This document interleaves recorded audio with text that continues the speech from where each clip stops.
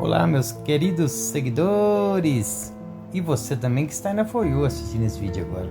Aqui no meu canal eu falo as verdades bíblicas que a religião esconde de vocês, hein? Eu estou fazendo um tema que é a interpretação de Apocalipse, todo o livro. Eu já fiz a citação do capítulo 1 e do capítulo 2. E agora esse vídeo é o terceiro vídeo e eu vou explicar o capítulo 3 para vocês agora. Fica aí no canal, não sai. Curte, comenta, compartilha. Vejamos bem, né? O capítulo 3, ele é a continuação das cartas, né? As 7 cartas, né? Que são destinadas às 7 igrejas que estavam na Ásia, né? Para os judeus que estavam dispersos, né?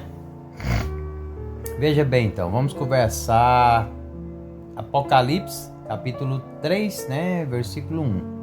Sardes.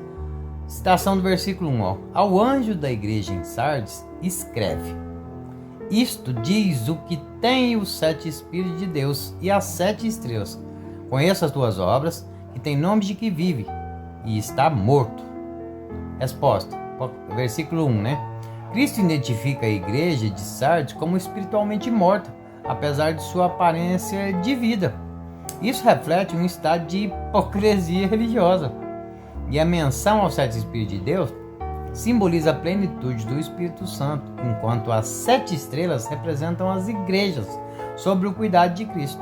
Sardes era uma cidade famosa, mas decadente, assim como as condições dessa igreja.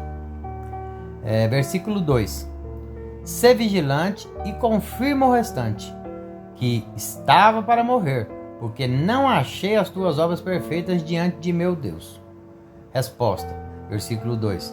Cristo ordena vigilância e restauração do que ainda restava. Isso lembra Daniel 12:2. Veja bem, e muitos dos que dormem no pó da terra ressuscitarão, uns para a vida eterna e outros para a vergonha e esquecimento e desprezo externo. Aqui Cristo chama a igreja de Sardes a despertar espiritualmente, antes que fosse tarde, antes do juízo do ano 70. Versículo 5.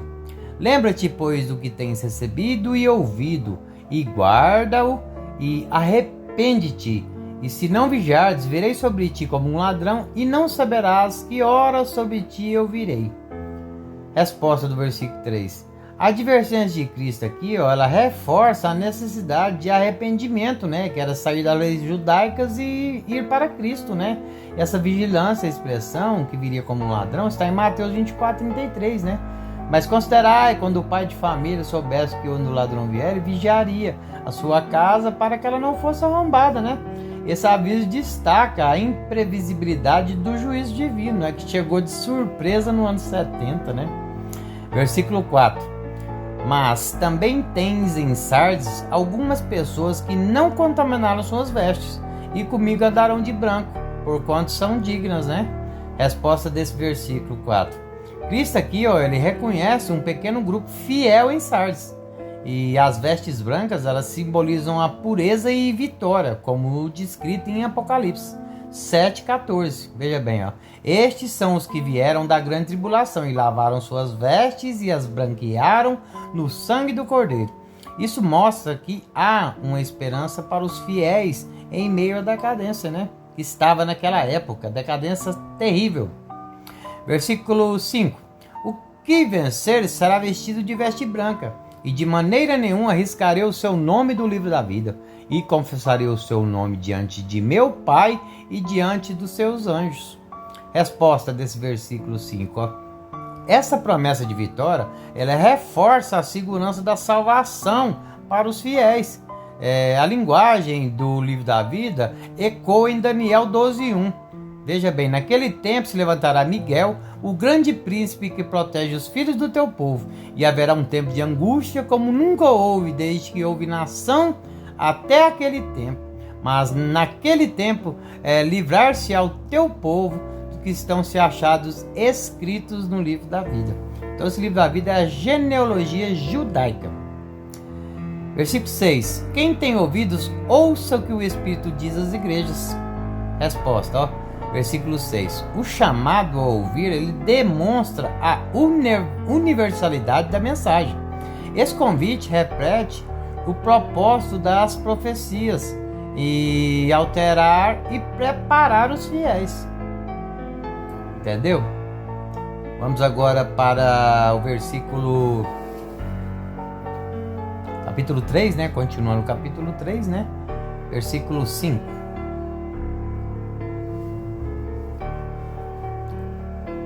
Filadélfia, né? Essa é a de Filadélfia. Versículo 5 não, desculpa, gente. Versículo 7. Ao anjo da igreja que está em Filadélfia, escreve isto, ó. Diz o que é santo e o que é verdadeiro e o que tem a chave de Davi, o que abre e ninguém fecha, e fecha e ninguém abre. Então veja bem a resposta desse versículo 7. Ó. Cristo aqui, ele se apresenta como santo e verdadeiro, como autoridade absoluta. A chave de Davi remete a Isaías 22. Porém sobre o homem a chave da casa de Davi, e ele abrirá e ninguém fechará, ele fechará e ninguém abrirá. Isso simboliza o poder messiânico, o governo de decidir que está em Cristo no reino de Deus. Versículo 8. Conheço as tuas obras, eis que diante de ti pus uma porta aberta, e ninguém a pode fechar, porque tens pouca força. Guardaste a minha palavra e não negaste o meu nome. Então, essa resposta desse versículo 8. Ó. Cristo aqui está reconhecendo a fidelidade da igreja de Filadélfia, mesmo em meio à sua fraqueza. A porta aberta simboliza oportunidades espirituais, como em 1 Coríntios 16:9, que diz assim, ó, porque uma porta grande e eficaz se me abriu e há muitos adversários. Versículo 9. Eis que farei aos da sinagoga de Satanás, os que se dizem judeus e não o são, mas mentem. Eis que os farei vir e adorarão prostrado a teus pés, e saberão que eu te amo. Resposta do versículo 9 aqui, ó. A sinagoga de Satanás, ela refere-se aos judeus que rejeitaram Cristo e perseguiram seus seguidores.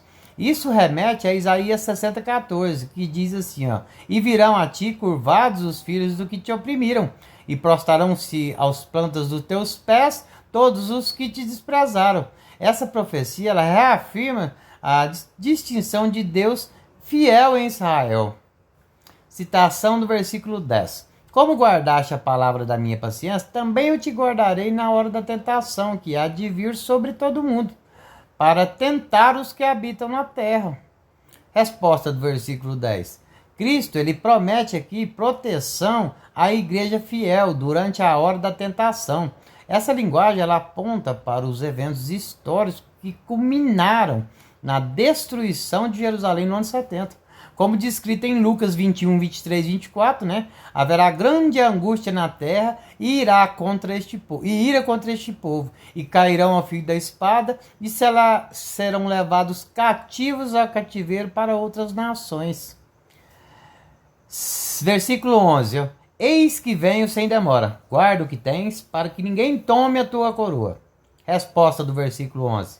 A promessa aqui de Cristo de vir sem demora reflete a iminência do juízo, a coroa, a recompensa da fidelidade, como mencionado em 2 Timóteo 4:8. Desde agora, a coroa da justiça me está guardada, a qual o Senhor justo juiz me dará naquele dia. Versículo 12. Ao que vencer, eu o farei coluna no templo do meu Deus, e dele nunca sairá, e escreverei sobre ele o nome do meu Deus e o nome da cidade do meu Deus, a nova Jerusalém que desce do céu da parte do meu Deus, e o meu novo nome. Resposta deste versículo 12. Ser uma coluna no templo simboliza estabilidade e honra. A nova Jerusalém representa a igreja glorificada, cumprindo a visão de Ezequiel 48:35, que diz: e o nome da cidade desde aquele dia será: o Senhor está ali. Está vendo que Jerusalém espiritual é a convivência de Deus com os homens? Versículo 13. Quem tem ouvidos, ouça o que o Espírito diz às igrejas. Resposta deste versículo 13. Mais uma vez, Cristo reforça